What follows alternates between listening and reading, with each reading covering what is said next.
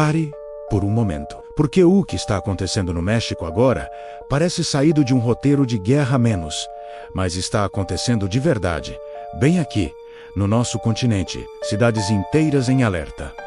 Estradas bloqueadas, veículos incendiados, helicópteros militares sobrevoando áreas urbanas, comboios armados cruzando rodovias como se fossem forças regulares. Em algumas regiões, moradores relatam algo ainda mais perturbador. Não sabem mais quem realmente controla o território, o Estado ou grupos armados paralelos. E tudo isso teria começado após a queda de uma figura central do submundo do narcotráfico. Quando um líder poderoso desaparece, o vazio não fica vazio por muito tempo. Ele se transforma em disputa. E disputa, nesse contexto, significa confrontos abertos, demonstrações de força e tentativas rápidas de tomar rotas estratégicas, cidades-chave e fontes de renda ilegal. Se você quer entender os bastidores do poder, das crises globais e das forças invisíveis que moldam o mundo moderno, já se inscreva agora no canal e deixe o like. Isso ajuda este conteúdo a chegar a mais pessoas e permite que continuemos investigando temas que quase nunca são explicados com profundidade. O mais inquietante é que isso não se parece apenas com crime organizado comum. O nível de coordenação,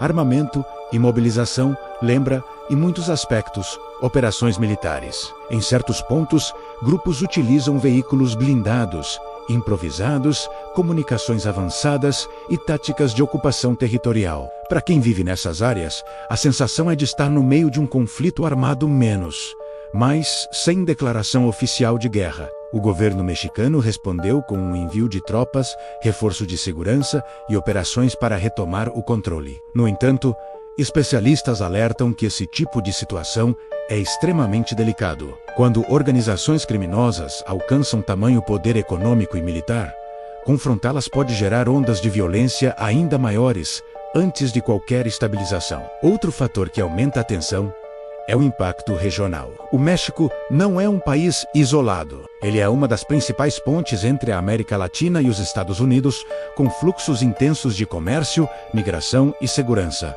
Qualquer instabilidade significativa ali reverbera muito além de suas fronteiras. E é aqui que a situação começa a ficar ainda mais complexa, porque, oficialmente, trata-se de uma operação interna de segurança. Mas analistas internacionais observam que há cooperação constante entre México e Estados Unidos no combate ao tráfico internacional. Essa cooperação envolve inteligência, tecnologia e coordenação estratégica, menos elementos que muitas vezes permanecem fora do olhar público.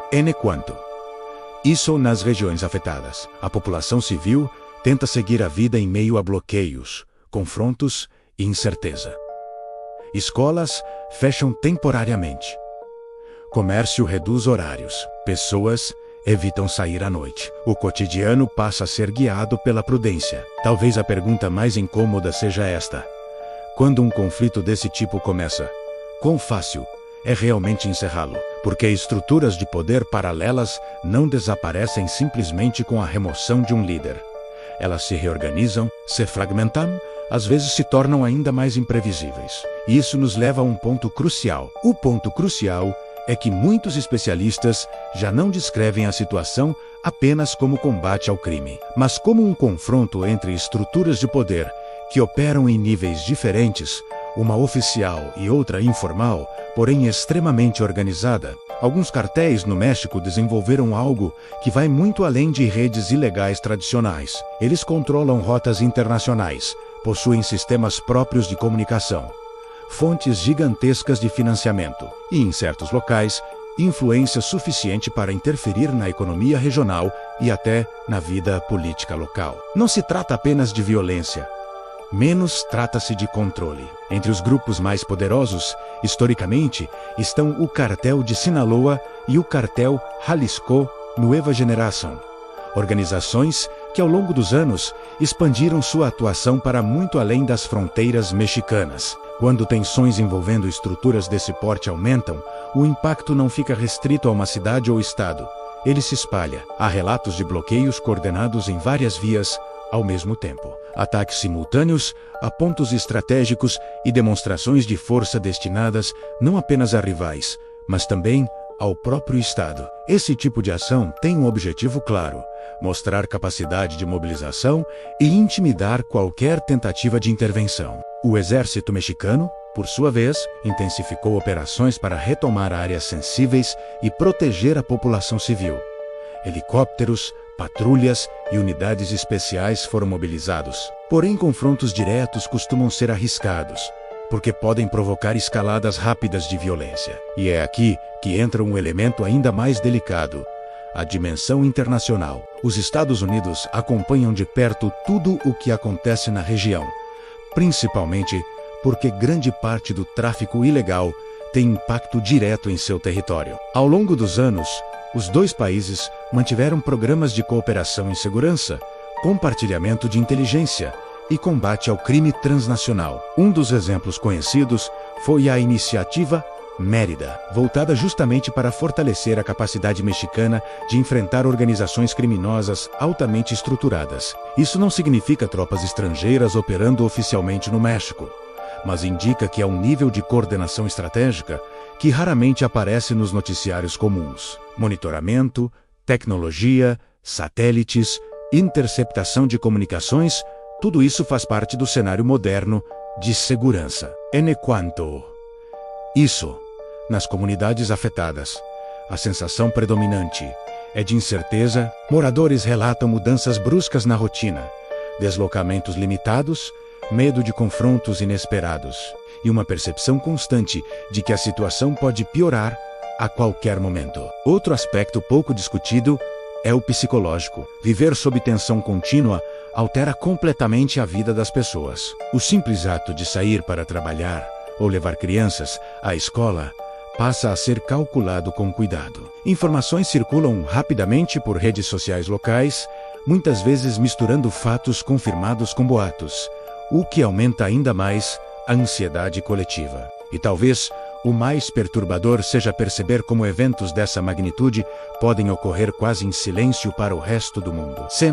grandes manchetes globais permanentes, sem cobertura contínua, como se fosse apenas mais um episódio regional, quando na realidade envolve uma das maiores economias do continente e um dos corredores mais estratégicos do planeta. A pergunta que começa a surgir entre analistas é simples e inquietante. Se situações assim se tornam recorrentes, o que isso revela sobre o equilíbrio de poder na região? O que isso revela pode ser mais profundo do que parece à primeira vista. Porque quando confrontos desse tipo se repetem, a questão deixa de ser apenas segurança pública e passa a tocar em algo maior: a capacidade real de um Estado de manter o monopólio da força dentro do próprio território. Sempre que surgem grupos capazes de rivalizar com estruturas oficiais em armamento, financiamento e influência menos, cria-se uma zona cinzenta, onde autoridade e poder deixam de ser absolutos. Alguns analistas chamam isso de equilíbrio instável. Não é colapso total, mas também não é controle pleno. É uma situação intermediária, onde operações pontuais restauram a ordem por um tempo, até que novos conflitos surjam. Para quem vive longe, pode parecer um evento isolado. Para quem vive perto, é uma realidade cíclica. Outro fator pouco discutido é o impacto silencioso sobre todo o continente. O México ocupa uma posição estratégica única. É ponte comercial, migratória e econômica entre o norte e o sul.